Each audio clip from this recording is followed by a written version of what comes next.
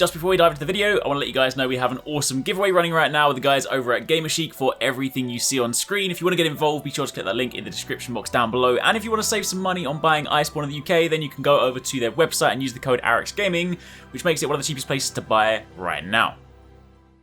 Hey, what's going on guys? Arekkz here, and today I want to talk about weapons, but more specifically, I want to talk about my personal top 10 best looking weapons in Iceborne. I appreciate weapon design has been a hot topic lately because some of the weapons in Iceborne are fantastic. Meanwhile, some of them have had the bone metal short end of the stick treatment and they look, quite frankly, horrendous.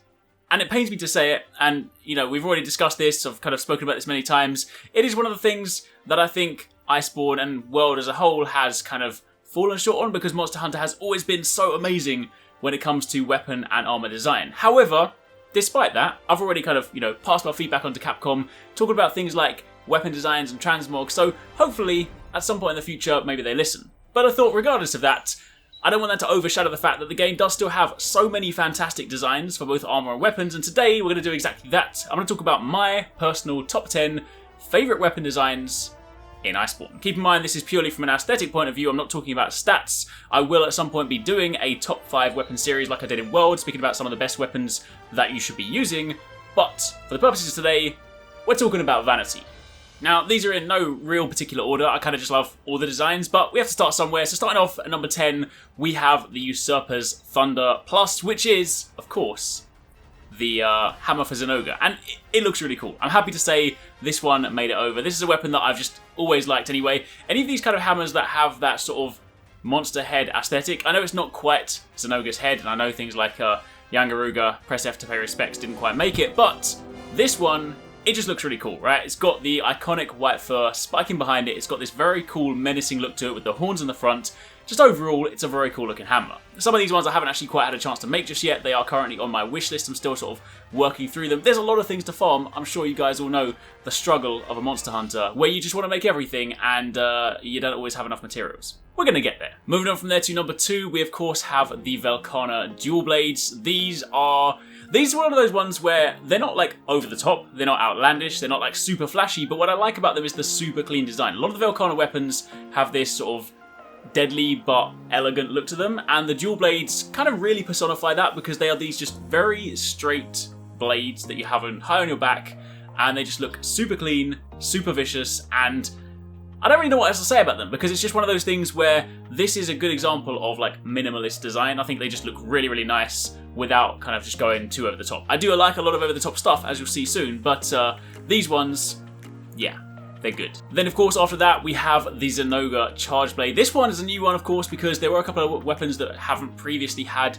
Zinogre forms, and it was nice to see that in Iceborne they've of course finally got them, and the Charge Blade is one of those. Of course, as a massive fan of the Charge Blade is like one of my favourite weapons, then having that is not only does it look really cool. I know I wasn't really going to talk about damage in this, but I have said before, because of course Elemental has had a massive boost in Iceborne, this is also not only a visually very awesome Charge Blade to look at, but it's also actually quite practical because if you build a Thunder build to it, use it against enemies that are weak to Thunder, this is something you can definitely run with. So yeah, looks very cool. Again, has that iconic, like, I love a lot of the Zinogre designs. I think I tend to prefer the weapon designs for Zinogre over the armor. Some of like Zinogre armor is really cool, but I haven't really made the high rank one just yet because I don't really need that right now. Anyway, on the topic of weapons, Zinogre Charge Blade, very, very nice. However, moving on from there, we then have the Namiel Gun Lance. This is the first gun lance that I've made. I, of course, going to be making more gun lances because I want to sort of, start working towards some of those new builds. In fact, I'm working on a new version of the Vampire build, so stay tuned for that. But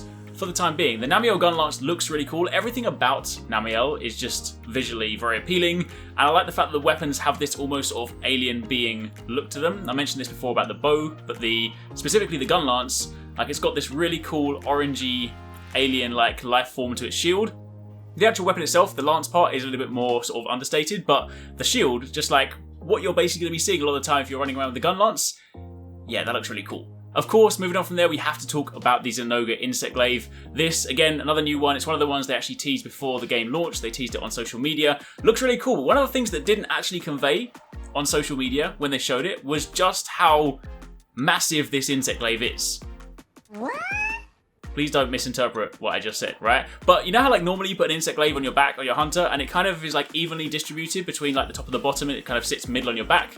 This one, because of course it's got like a massive blade on one side and it's nothing on the other, it has this sort of offset look to it on your hunter, but it's just hilarious. The first time I crafted this and put it on the back of my hunter, I was like, I swear insect glaives never used to be that big. And I was like, yeah, this is just, it's hilarious. It's hilarious, but it's also awesome. Looks great in motion. Love this weapon. Very, very cool design. And of course, again, nice element if you want to pair it up with an elemental build, which I'm working on for insect glaive too. I'm working on a lot of things, as you can see. Now, moving on from there, we then have the upgrade to the Master Bang, the Legendary Bang. Now, Master Bang back in World was a good sword and shield if you wanted to run, some raw damage. It was, quite high raw sword and shield, and it had quite a sort of like understated design back then. They've then gone full on and put like a tribal skin all over it, and honestly, I really like it. When I saw this and I was going through the tree, I was like, I need to make that, and rather luckily, I actually had all the parts and I could just upgrade Master Bang straight into that. Yes, I know it has a hilarious name. I think the one before this is called Legacy Bang, and then now we're on Legendary Bang. Whatever, it's a great looking weapon. Now, at this point in the video, I realise I probably should have done this at the start, but at this point, all the weapons I've shown have kind of been spoiler-free. I am going to talk about a few of the weapons from the final boss, so if you still don't want to see what they look like, or you don't want to know the name, then this is probably the point where you step away and you come back later. If you're still here, then we're going to carry on talking. Cool. So, Shara Ishvalda, the sword and shield from this monster, is incredibly cool. Again, I know I'm a little bit biased. I like my sword and shields. They're just very cool, but the Shara one, the shield is basically, I believe it's called a lotus leaf. I think that is. I'm not really a plant person, but I'm pretty sure that's a lotus leaf. The shield design of this is incredible. I mean, the blade looks really cool as well. The blade is kind of quite minimal in its design, but the shield is just, it looks really, really awesome. If you fought this monster, if you've seen it, then you'll of course know the theme around it. And this weapon really nicely embodies that. So yeah, very, very cool in that one. After that, I haven't actually had a chance to craft this one myself just yet, but I have seen it. I've seen people using it. The Namiel longsword is probably one of the best longswords, the best looking longswords that I have seen in this game. It looks, you know what, I like it, right? It actually reminds me of, I did this in my old kind of top weapon videos, the ones that I said like the best looking weapons. I did that before Iceborne launched. One of my favourite weapons from Monster Hunter Tri was a DLC weapon called Tenebra. That was one of those like event quest weapons you had to make. This actually kind of reminds me of that when you look at the sort of the sheath for it. So yeah, that's very cool. I love it. Really want it. Definitely another cool Namiel weapon. And then closing at the end, we of course have in at number 2, the Arekkz Greatsword. Not a new weapon, but this has always been a very cool looking one, and seeing it in Iceborne, seeing it in HD, seeing the fact that it actually made its way over and didn't get turned into a bone or iron version, I'm very happy about. But the Arekkz Greatsword, having that huge jaw, like it just completely changes the dynamic and the look and the shape of a typical greatsword. Having this sort of like V jaw shape for like the actual weapon, it's so meaty, and whenever you actually use it in combat, landing that, just seeing the fact that it's the teeth that basically sink into the monster, oof, that's gotta hurt. But yeah, very cool looking weapon.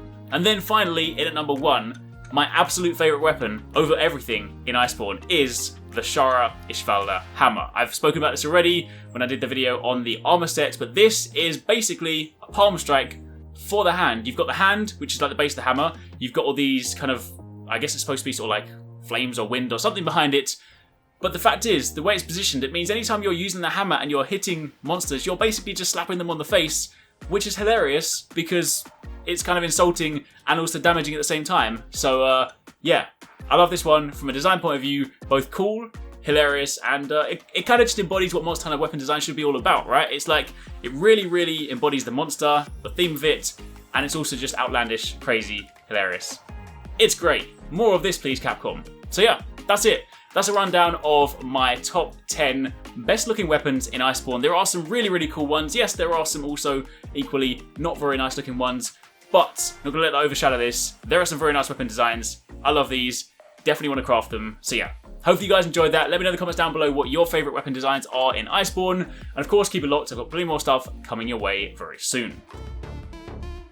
I really hope you guys enjoyed that video. Remember to hit that subscribe button and also click on the little bell icon to turn on notifications so you don't miss my next upload. Also, don't forget, you can check out 269 and Paradise Central streaming over on Twitch 6 days a week.